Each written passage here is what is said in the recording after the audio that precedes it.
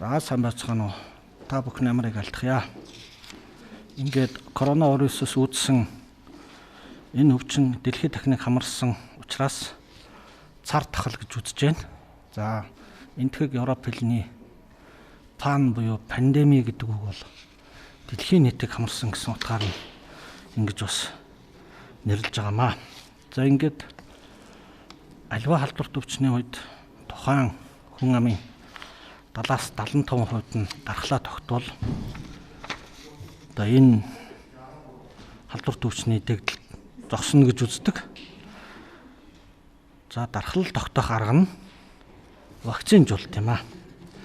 Ингээд энэ өвчний үед ч гэсэн шинжлэх ухааны технологийн хөгжлийн үр дүнд олон төрлийн вакцин гарч бэлэн боллоо.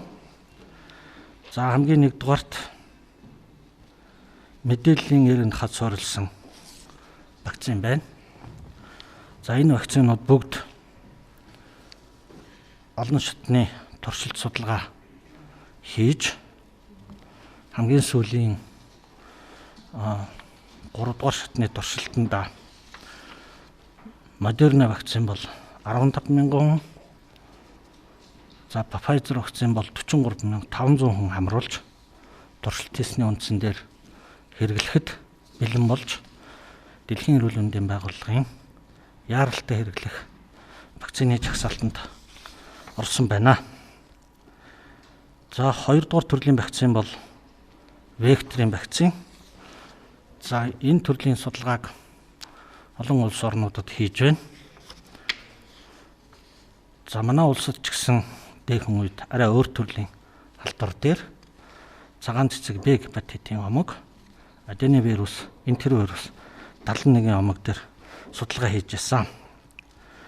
За энэ туршилт судалгааны 3 дугаар шатны туршилтанд 30,000-аас 40,000 хүн хамрагдаж аюулгүй байдлыг тогтоогоод дархлалын үзүүлэлтүүдийг төрөл зүйлээр нь ялган тогтоосон байна. За 3 дугаар хэрэглэх вакцин бол идэвхгүйжүүлсэн вакцин байгаа. За идэвхгүйжүүлсэн вакцины технологи бол сонгодог технологи. За урд нь олон төрлийн халдварт өвчний эсрэг энэ идэвхгүйжүүлсэн вакцины технологиг ашиглан үйлдвэрлэл явуулж исэн. За манай улсад ч гэсэн галзуугийн халдвараас эмчлэн сэргийлэх вакцин, баландаас сэргийлэх вакциныг хийж байсан. За одоо үйлдвэр нь нэгдээд энэ вакцинуудыг одоо хийх туршилт судалгааг үргэлжилж байна. За 4 дугаарт хэрэглэх вакцин бол уурагт суурилсан вакцин. За энэ төрлийн судалгааг бас өндөр хөгжсөн орнуудад хийж байна.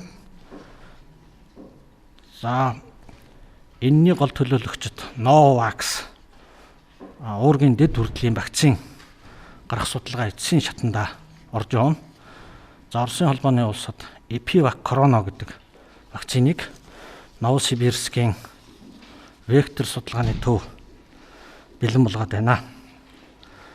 За эдгээр вакцины аюулгүй байдлыг эмнэлэг зүүн 1, 2, 3 дугаар шатанд судлан тогтоосон. За манай улсд бол манай улсын эмийн тухай хуульд зааснаар за аливаа эмийн бэлтгэмлийн аюулгүй байдлыг үндэсний хяналтын лаборатори судлан тогтоох ёстой. Зөвхөн лабораторийн шинжилгээ хийсэн эмийг бүртгэнэ гэж хуульчлан заасан байдаг. За харамсалтай нь 1976 онд нийгмийн эрүүл мэндийн үндэсний төвд анх байгуулсан био үлдэмлийг шалгах улсын хяналтын лаборатори мэрэгжлийн хяналтын байгууллагыг дагаж 1996 онд очсноос хойш ажиллахгүй болсон байгаа.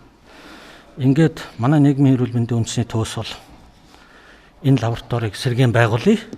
Энэ шинжилгээг мэрэгжлийн хяналтын байгууллага хийж чадахгүй бол эрүүл мэндийн салбарт байгаа мэрэгжлийн хүмүүс бол хийхэд бэлэн байна.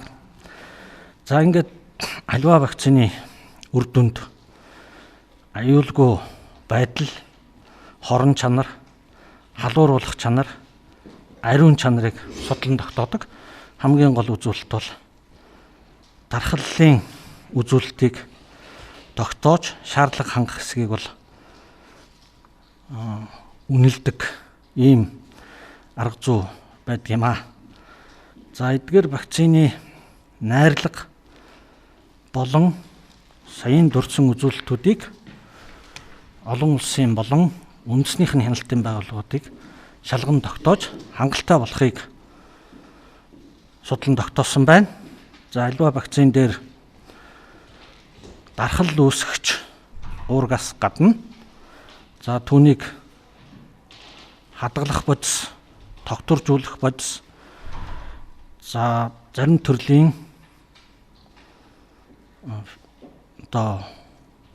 фосфатын болон калиен давсыг нэмж өгдөг ийм арга зүй байдаг. За энэ бүхний үр дүнд урд нь хэрэгжилж байгаагүй шинжлэх ухааны технологийн хөгжлийн үр дүнд бий болсон тухайлбал мэдээллийн РНХ суурилсан вакцин, векторын вакциныг хэрэглэх ийм бололцоо нөхцөл бүрдлээ. За мөн вакцины үйлдвэрлэлд олон жил хэрэгэлсэн вакцины судалгаа үйлдвэрлэлийг үндэслэсэн Францын их эрдэмтэн Лу Пастерийн анх гаргасан 100 гаруй жилийн энэ одоо аргаар хийсэн итгүүжүүлсэн вакцин. За мөн одоо өргөн хэрэглэгдэж байгаа.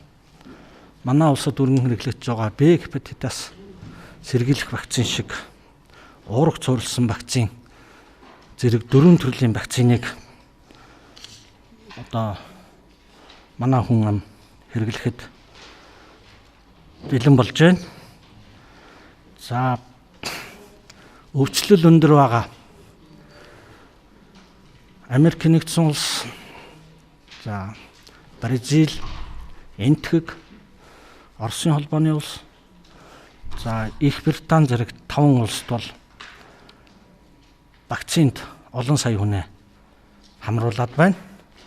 За мөн Япон, Солонгос зэрэг Азийн өндөр хөгжсөн орнууд, Хятад улс ч гэсэн одоо дархлаажуулалт, вакцинжуулалт явж байна. За үүний үр дүнд дэлхийд дахинд нийт халдварын тохиолдол 15% буурсан.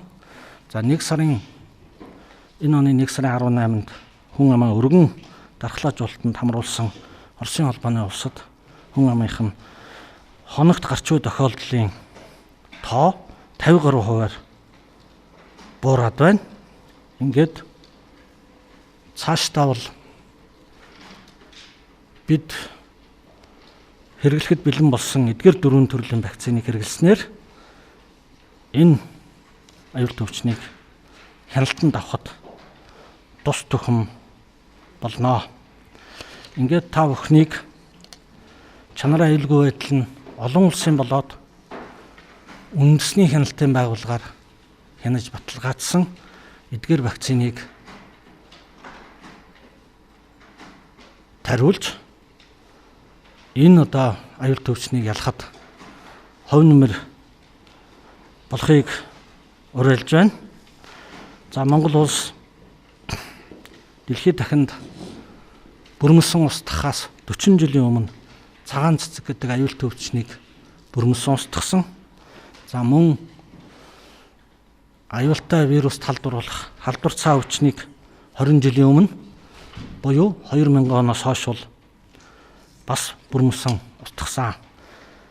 За мөн энэ коронавирусын цар тахлыг бид бас хамтран ажиллаж дархлаажуулалтыг өргөн хүрээнд зохион байгуулснаар хүн болгон энэнд оролцож ялангуяа эрсдэлт бүлгийг бол тогтоосон байгаа. За юуны төрөв энэ аюултай өвчнөд эхний фронтод тулдж байгаа эмч эмнэлгийн ажилтнууд, за архаг хууч өвчтөй өндөр наснууд за ер нь 65-аас дээш насныхан бол хэрэглэж чадвал хэрэглэх ёстой. За ингээд энэ өвчнийг ялахад бид ойрхон байна. Ингээд цагаан цэцэг өвчнийг ялсан шиг, халдвар цаа өвчнийг ялсан шиг бид коронавирусыг ч гэсэн бид ялж чадна. Монгол ялнаа. Анхаарал тавьсанд баярлалаа.